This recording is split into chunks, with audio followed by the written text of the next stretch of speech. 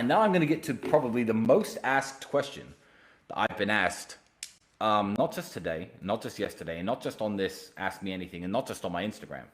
In the last month, the question that I have been asked the very most is, how has Andrew's conversion to Islam affected your brotherhood? How has it affected your relationship? Is it going to affect your relationship?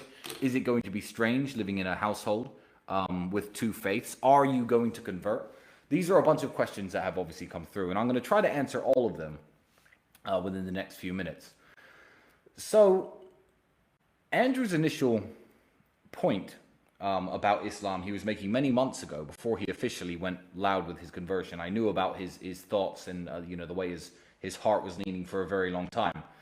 And Andrew made a very good point, a very strong point. And his point about Islam was this.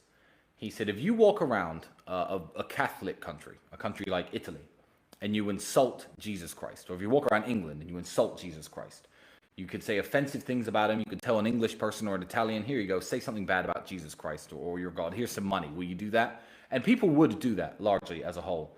And also saying bad things about, Jesus Christ and their God. Nobody would face any repercussions. You could walk around the street freely saying these slanderous things, which is very rude and very impolite, and nobody would do anything about it. However, in the Muslim world, you see where I'm going here, such example is simply unthinkable.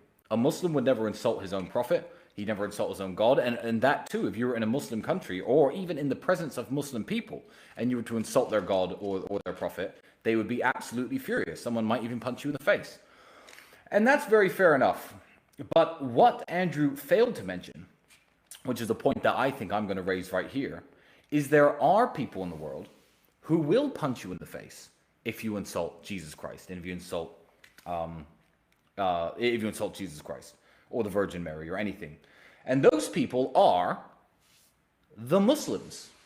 Now, if you don't know religion and you don't know religious history very well, then I guess you don't know that one of the most important prophets in Islam is Jesus, son of Mary, as they refer to him, or Jesus Christ, as us Christians call him.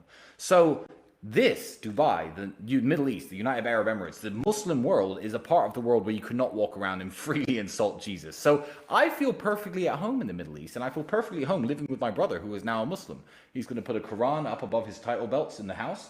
I have no problem with that book being in my house. I am very happy for my brother and the decision he made. I think that it's going to benefit him in the long run.